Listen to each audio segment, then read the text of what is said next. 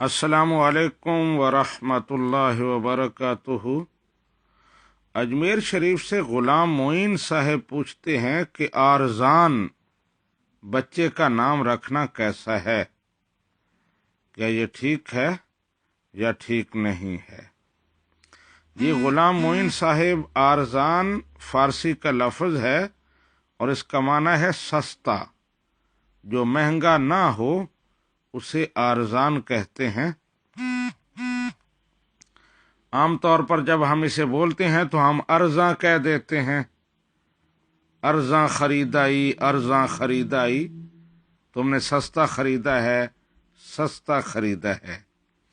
یہ کوئی معروف اسلامی نام تو نہیں ہے، لیکن کیونکہ اس میں کوئی برا معنی بھی نہیں پایا جاتا خلاف شرع، لہذا یہ نام رکھنا جائز ہوگا اگر آپ کو پسند ہے۔